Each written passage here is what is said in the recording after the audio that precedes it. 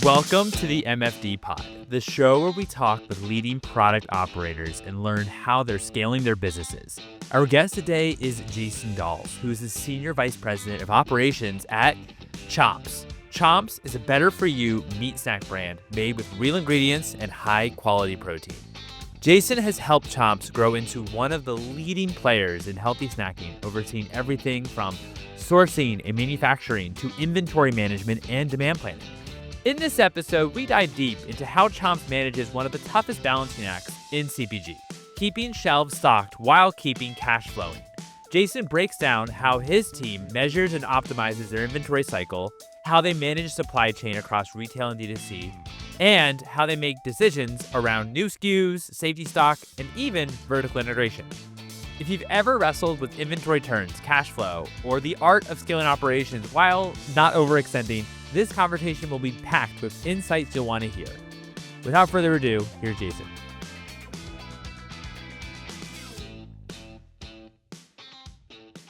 Jason, thank you so much for joining me here today. How are you? I'm doing great, Mike. Thanks for the time today. No, really appreciate you jumping on. So let's talk about maybe from the beginning of Chomps. When did you join the company? I actually joined Chomps in March of 2024, and I lead our supply chain and operations team. So I've been really happy to be on this team. Great brand, great founders, Rashid and Pete, and it's been a great journey with our rocket ship growth. I'm responsible for everything from, in my team, it's a great team I support, everything from R&D to manufacturing to food safety quality, supply chain planning, which we'll talk a lot about today, inventory control, procurement, and a few other great functions too. So it's been a journey for the last year and a half for sure. No, totally. And I definitely want to get into innovation and R&D and as well as how you think about even different packaging types for different channels. But before, I want to first talk about the inventory cycle.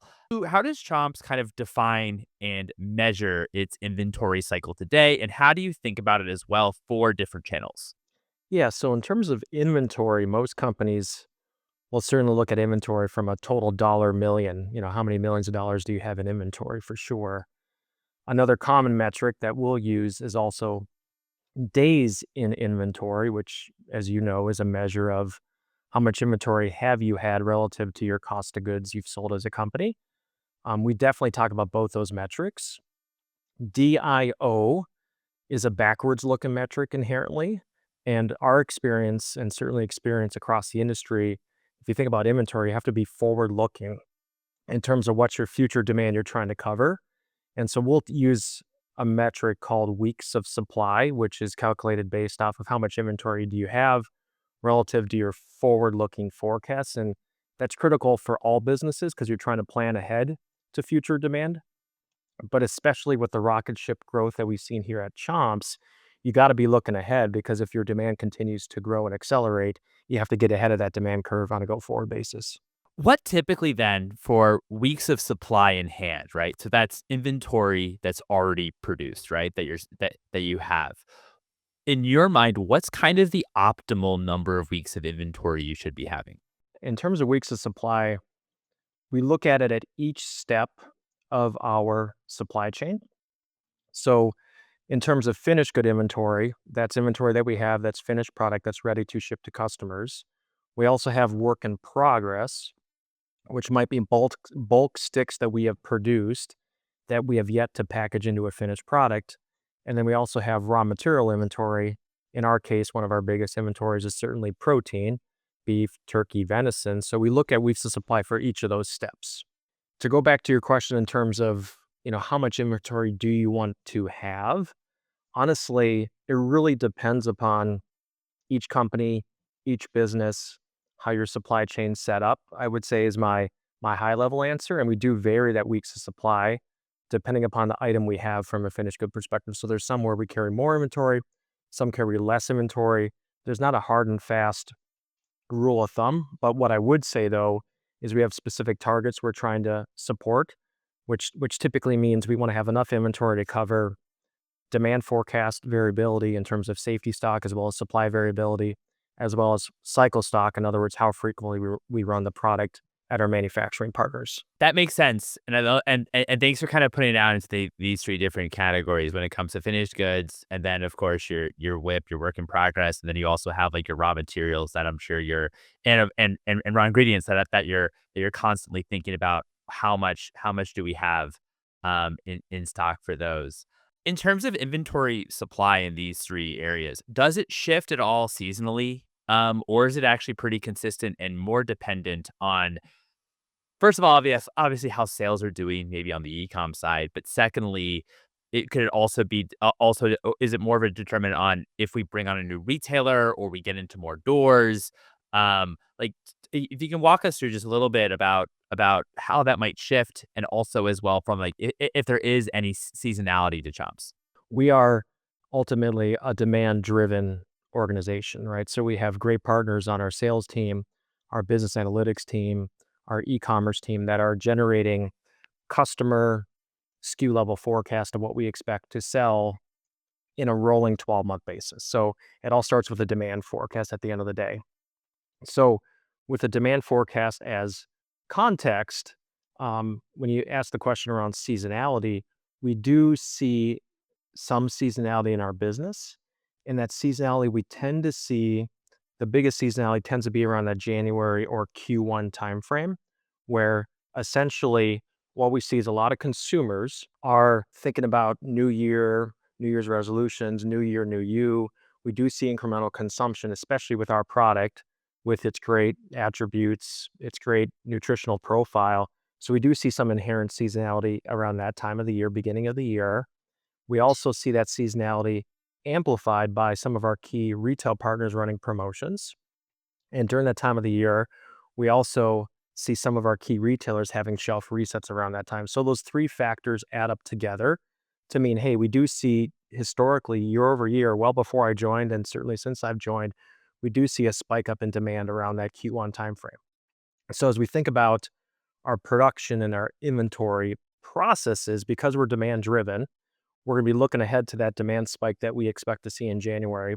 We will be building inventory well in advance of that, essentially pre-building inventory to get ahead of that. So I would say our generalized weeks of supply targets don't change dramatically throughout the year, but because our demand forecast is higher in January than it might have been in October, November, we will see more absolute inventory needed as we close out the calendar to get ready for that spike that we have in Q1 of every year. That's interesting because, I talk to many brands and usually, Q4 is the big time period, but for you all, it's actually Q1, which is just a little bit different.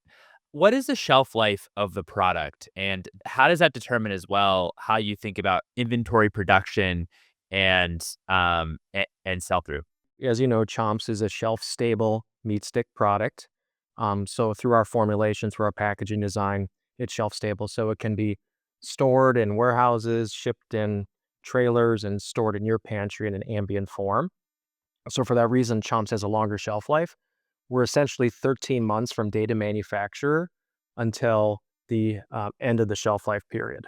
So for that reason, we look at shelf life in terms of overall inventory planning, and we do have some time to make sure we can have the inventory, ship it to our retailers, DCs, get it from our retailer DCs to our retail stores, ultimately get it into your pantry. So we do have a decent amount of time there. So I would say that being said, the longer you go on inventory, the more risk you have of getting close to your shelf life. So the team does review on a monthly basis our overall inventory aging across all of our facilities as well as all of our SKUs. And if we do see that there might be some product that is getting shorter on the shelf life side, it still has sufficient shelf life to consumers. But if it is a little bit of an older product, we'll work in collaboration with our e-commerce team, our sales team, to look for opportunities to say, hey, we're sitting a little bit heavier in inventory right now. We still got sufficient life on this product, but is there ways we can potentially drive some incremental demand for this product to ultimately get in consumers' pantries? So it's definitely something we look at pretty closely at the end of the day. If you had a business that was perishable, like refrigerated, You think about certain things that are refrigerated, or certainly produce, much shorter shelf life. So since it is shelf stable, you don't have, call it, the challenges of being refrigerated, for example. Do you ever find that you ever have like excess inventory problems? And if you do, what tends to be the reason? Yeah, so the amount of excess inventory we have at Chomps, candidly, is pretty small. For the reasons we talked about, there might be situations where we were forecasting for a specific flavor and a specific pack configuration, and we had a forecast that was at this level, and orders came in at a lower level, Mike, over a period of time, month over month, week over week. In that case, what you'll see is your weeks of supply starts to tick up, and then that's the warning sign or the call out sign to the team to say, hey, weeks of supply is growing. First and foremost, do we have any upcoming production plan that we should pause on or pull back on? That's the first action we'll take. Now, if you've already done that and weeks of supply is still at a higher level, to my point earlier, you'll go ahead and partner internally, share that out with our key partners commercially, and talk through, hey, is there an opportunity? Hey, we've got some inventory available, still plenty of shelf life available to the consumer and customer. Is there an opportunity to sell that inventory? That's really helpful, or even just reroute that inventory over to new customers. How then do you all think about launching new SKUs? I would say first we can talk about not on the packaging side, because even if it has new packaging, or even if you're selling in 6 pack or 10 packs, um, that's still a new SKU. But how do you think about it from a new actual product perspective? When does it act? 'Cause I think the beauty about Chomps is you all don't overall have that many SKUs when it comes to different products that you sell. You're very obviously focused on meat sticks, and and and so it's I'd imagine a little bit less complicated when it comes to supply chain, as for example managing 100 SKUs, or 200 SKUs, um, and the sell-through rates of those single products is obviously incredible, and the market is big for those few products. But how when did it actually make sense? Because on the flip side, then you might become stuck about, not wanting to actually innovate when it comes to beef sticks, or different flavors, because hey, these flavors are already, doing really well, and they're small. When do you think it makes sense to launch new flavors, or even to test out new flavors? So if you think about Chomps, you're right. It's relatively simple business in terms of number of different flavors that we have today. Roughly, I think we're at about 10 or so different flavors that we have in our portfolio. But from a overall supply chain complexity perspective, we have a full size Chomps, which is a 1.15 ounce. We also have Chomplings, which is the half ounce stick. So you've got those two different products at the end of the day. And then the other aspect I would say, Mike, is in each of those, they're sold in different pack offerings. So our full size Chomps is sold in singles, in a 24 count carton, a 10 count carton, an 8 count pouch, a 12 count pouch, right? So we do have a fair amount of SKUs that we're trying to manage as a business, as we look to ultimately have different offerings from a consumer and a customer perspective, right? So we do keep close to that. But what we've seen with Chomps is over the last few years, as we've continued to grow, we've seen that adding new SKUs with our retail partners, and we've seen many of our retail partners increase their shelf space for the overall meat snack category. We've seen that these have been highly incremental to our business and to our retailer business. So definitely innovation and new SKUs is something that we have looked at and will certainly continue to look at within Chomps.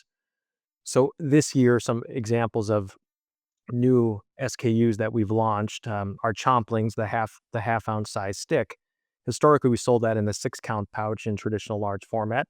This year, we launched a 14 count offering, so we have a higher count ultimately to meet the consumer need state. So that's an example where we had Chomplings in a 6 count. We launched in a 14 count for certain retailers. One of our other big flavor launches this year was our smoky barbecue flavor, which we launched earlier this year, which is a great product. Our R&D team has done an outstanding job, and certainly our marketing and the broader team getting that product out of market. So that's a great new product. So that's a case of a new flavor we launched. So that gives you some examples. I would say from how the company thinks about it, more broadly speaking, over last year, we really stood up a lot of great processes around innovation, commercialization. We have a great R&D team. We've stood up innovation within the marketing function and commercialization within the operations function. So we really stood up some great teams and great processes around it. So we are always looking at opportunities from a consumer perspective and certainly a customer perspective as we look at new customers and new opportunities to launch new SKUs. But we know, right, it's got to be sufficient size. It's got to be incremental to us and to our partners. And we know it's obviously got to meet our financial expectations. But going back to inventory, we also know that launching new SKUs requires additional inventory to make sure we're successful launching those new items. No, that's really helpful and useful. I guess how do you balance different packaging, different as well as also different flavor profiles? How do you balance that? For example, other particular packaging that actually works for e-com versus retail. How do you think about it from like that perspective, and tying it back to as well as how many weeks of product then do you have in the kind of those three categories: work in progress, raw ingredients, raw materials, and then of course finished goods. Yeah, yeah. So in terms of, I guess, how we think about, managing it holistically, we've got a sales and operations planning process holistically that manage everything from demand to supply to inventory. So it's a cross-functional process. In terms of specific SKUs you might offer for specific channels, I think a good example of that would be our if you think about our large format customers, a lot of them have single chomps either in the primary shelf set or even at the check lane at checkout in terms of single chomps that are not sold in a multi-pack. Those are traditionally in a 24 count carton offering. Now, that same offering that we offer to our retail customers is also the same offering inherently if you're an e-com customer and you want to buy 24 chomps, you'll buy essentially the same carton. So we do have some benefit there of having the same SKU that's used for e-com as well as our retail customers. Um, what I would say for the e-com channel, though, we do have a 10 count carton offering that is pretty much exclusive to our e-com customers, either chomps.com, amazon.com, or Thrive. So that's a smaller offering. That's not the traditional pouch you might see at a traditional retailer. So that item is completely unique to e-com. So as a result of that, we generally have to manage a little more inventory for those items because it's smaller volume, less customers, more demand variability. We might run it less frequently. So when we run it, we have to run more weeks of supply on average than we do for our 24 count carton that is much larger in volume. So we do see, as a simple example, Mike, our 10 count cartons will have more weeks of supply than our 24 count cartons, all else being equal, because of just how we sell it from a channel and a customer perspective. How also do you think about the relationship between Chomps and you, and as well as your manufacturing partner, and making sure that that they have enough line, for example, to produce if you actually when you actually do have a surge in sales seasonally, or when you do want to launch a new SKU. Can you talk to a little bit about how about that communication? Yeah, absolutely. So, candidly, well before I got here, the team has established some great relationships with some great manufacturing partners. Chops uses a co-manufacturing model. So we have outstanding partners that are great at making meat sticks. They're experts in this space. They're USDA facilities, and we certainly provide a lot of support, but they're really outstanding at what they do. So as we think about the process for production planning, ultimately, they are inherently a great part of that process, and they're really critical to make sure that's successful. So through our S&OP process on a monthly basis, we will look at our demand forecast, look at our current inventory levels, and then we'll schedule production at all of our facilities that we work with to make sure that we can support that demand need that we have going forward. So we essentially have more or less a monthly process built in with all of our manufacturing partners. We provide them essentially purchase orders for what we need them to produce in the next 4 weeks. We also know it's really critical to not just give them visibility for the next month, but give them visibility for the next several months beyond that. So we do provide them a rolling production forecast in terms of how many total sticks they'll need. We also want to give them visibility in terms of what the SKU mix could look like as well. So as they plan out their labor, their staffing, and we work with them to make sure we got enough raw materials available, that they see that demand signal ultimately from their side as well. That's really helpful. How also do you think about, cash management? Because obviously with just like any product business, inventory, which is the product, takes up a huge amount of cash to produce. So how do you also think about it? And also as well, with in retail, the payback for online is quite quick, right? The transaction happens and then you all get paid. In retail, it could be net 30, 60, 90-day terms for retailers. And then of course you also have deposit schedules and what have you when it comes to manufacturing partners. How do you all think about this? And as well as balancing, e-com inventory, for example, and the cash for that versus cash for retail. Yeah. Yeah. So I would say you're right. In terms of e-com, we tend to get the payments much faster than we would do in a traditional retail environment. And the legacy of Chomps really started as an e-commerce business, but now we've obviously grown to the point where our wholesale retail is the lion's share of our business. So as we have continued to grow and expand, our finance team, Tim's our CFO, he does an outstanding job. So his team has really built some great relationships with great, banking partners to make sure we have enough inventory to support the growth of the business. And you're right, to your early comment, inventory is one of our largest investments, but you need to have inventory to make sure you can service your customers with excellence. In terms of payment terms and accounts payable, accounts receivable, our finance team and accounting team's really great at what they do. Our sales team and certainly my organization is always having conversations with existing partners as well as potential partners about how we want to manage, you know, payments and receivables at the end of the day. But we also know that in some cases, these organizations, they have to finance their business as well, right? So we are always collaborating, always partnering to make sure we're thinking about the holistic and end-to-end enterprise and make sure our partners are successful, our supply partners, we're successful as a brand.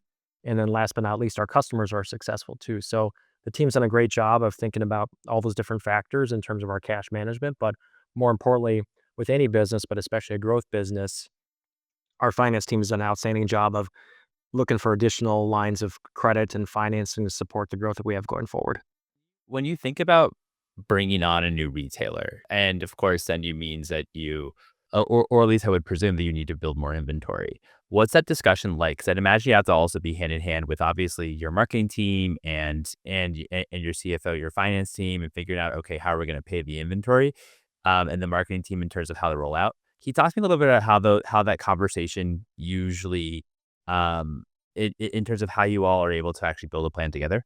Absolutely. So I really think it ties back to our sales and operations planning process. So through that process, our sales team, our business analytics team, ecom team is developing a view of, what we have for demand for our current customer base at the end of the day. And Mike, with our growth, we are always looking for opportunities to grow with existing customers as well as potentially bringing on new customers into our business. So through that process, I think the first signal will come to my organization to say, hey, we are looking at adding this new customer potentially, I'm making up a day here, in April of 2026. Here's what we expect that customer to look like. Here's how many doors we expect to be in. Here's how many SKUs we'd expect to be in. Here's what the pipeline will look like for that retailer. And then once we get through and sell through the pipeline, then we have replenishment or turn volume. So that is all part of our demand forecasting process to get visibility to that. And then as we go through the S&OP process, we'll then develop a supply plan and inventory plan. And then with our finance partners, we'll share with them, hey, here's the demand that we expect. Here's the total inventory that we need across every customer to support their needs. But hey, here's a specific new customer that's coming on this date. We might need to build some more inventory in advance of that so that we give them sufficient lead time to make sure we're looking at overall cash position. And in many cases, we can fund that with our existing line of credit we've got at the end of the day. But really, that monthly process to be able to share out essentially rolling 12-month views of inventory and cash needs is a really critical part of any business, but especially a growth business like Chomps. What's preferred when you're doing obviously your planning? What would you actually prefer in terms of from a planning perspective? Being actually sold out or actually having like some like excess inventory on your side? I think if you go back to the shelf life of our product, by being 13-month shelf life, um, and generally we're only nowhere close to 13 months of inventory, Mike. If we were in a situation where we had a little bit of additional inventory for a period of time, I would think from an overall perspective that net cost of the business is relatively small because our confidence level is we can sell through that inventory. I would rather be able to have a little bit of extra inventory to make sure we can service our customers with excellence. So that's where I would, lean from my vantage point. And it all starts with keeping your customers fully serviced, making sure they've got inventory at their warehouses, their stores. Because ultimately, if the inventory is not at the store, when you show up as a consumer, there's a chance you might not buy Chomps, right? And we want to make sure that we provide that product to all of our consumers ultimately. So if I had to lean one way or the other, I'd lean towards, hey, if we have to have a little bit of extra inventory on a short-term basis, I'd do that versus being too aggressive and not having enough inventory and then be in a situation where we might be cutting orders to our customers, which might lead to ultimately a stock out on shelf. Yeah, that makes a lot of sense. That makes a lot of sense that you have a 13-month runway there. Just overall, when do you and this is maybe a question a little bit beyond Chomps, but when do you think it actually makes sense for a company to vertically integrate and actually build their own manufacturing facilities versus actually having a partner and having a co-partner? I mean, having a partner on the manufacturing side. I would say every business, every organization has different philosophies, right? I would say um, I was at PepsiCo for 16 years, right? And that organization tends to have more a majority internal manufacturing versus third party co-man, as you probably would know. Whereas at Chomps, we're essentially 100% co-man at the end of the day. So I think from the perspective of how you think about that, there's probably no right or wrong answer, and there's probably trade-offs at the end of the day, right? So what I can probably speak to is from a Chomps perspective, how we've seen it is certainly with us, starting up our business in 2012, and the rapid acceleration we've seen in the business.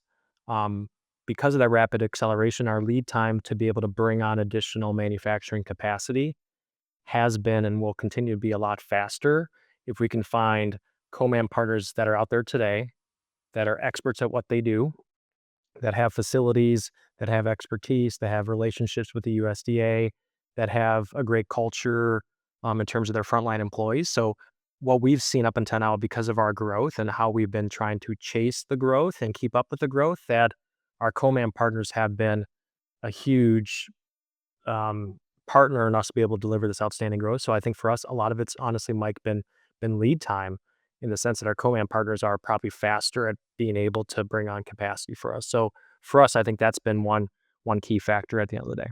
I talked to, for example, one of the founders of Midday Squares, which is a chocolate company, and they actually self-manufacture, and they were talking about um, how for their business it takes 2 years to build a plant, and so having co-manufacturing partners, I'd imagine you have a lot more flexibility in terms of if you do need to grow, you can obviously find and of course do a lot of vetting and everything that goes along with it, but find other manufacturing partners for you so that you actually can move with speed. What supply chain disruptions have most influenced your inventory philosophy or just some of the challenges that Chomps has had since you joined the organization? Let me preface it a little bit with over the last year and a half, from beginning of 2024 to middle of 2025, Chomps's demand had or has exceeded our effective supply and capacity that's available to us. So, um, so during that It's a time great frame, position to be in. yeah, it's a great position to be in, but it still makes our job hard and fun at the same time. So to that extent, we were essentially filling, probably 80 to 90% of our orders on a monthly basis during that time. and our sales team and our customers were really patient, and we did everything we could to try to work to prioritize, with those customers and communicate with our customers and make sure we did everything we could to try to prevent stockouts out shelf, right? So what I would say is I would not necessarily call that a supply chain disruption, but I call it a supply chain constraint that we've had. In the middle of this year, we actually turned the tables in the sense that now, because of the great work of the manufacturing team, the procurement teams, the R&D, the food safety quality teams, we've been able to bring on enough manufacturing capacity now that we have enough supply, and we've recovered our inventory levels, and now we've recovered our service to our customers, which is outstanding. So I would say, Mike, that would be an example of supply chain constraints in terms of how we've managed it. And certainly our partners have done a great job of adding capacity across the end-to-end supply chain that Chomps had to support that. What would you prefer to have in Chomps as a leader in Chomps? $100 in cash or $100 in inventory, $100 of finished goods? What's more valuable to you? I would say $100 of inventory, because we're going to sell that $100 of inventory to our, retail partners, ultimately, right? And there's certainly a financial benefit for them and for us to do so. So that's what I would say, because with the demand we've seen here at Chomps, I'm confident we'll sell those $100 worth of sticks that we've got to a consumer like you. Yes, exactly. It's been really interesting with this show because I've asked that questions to a lot of leaders, and some of them say the inventory side, and some of them say the cash side, and I totally makes a lot of sense why why the cogs here. So brilliant. Well, Jason, thank you so much for your time. It's been a lot of fun. Thanks, Mike. Appreciate the time today. And there you have it. It was a pleasure having Jason on the show. Jason, thanks so much again for coming on. And thank you for subscribing and listening to the MFD Pod.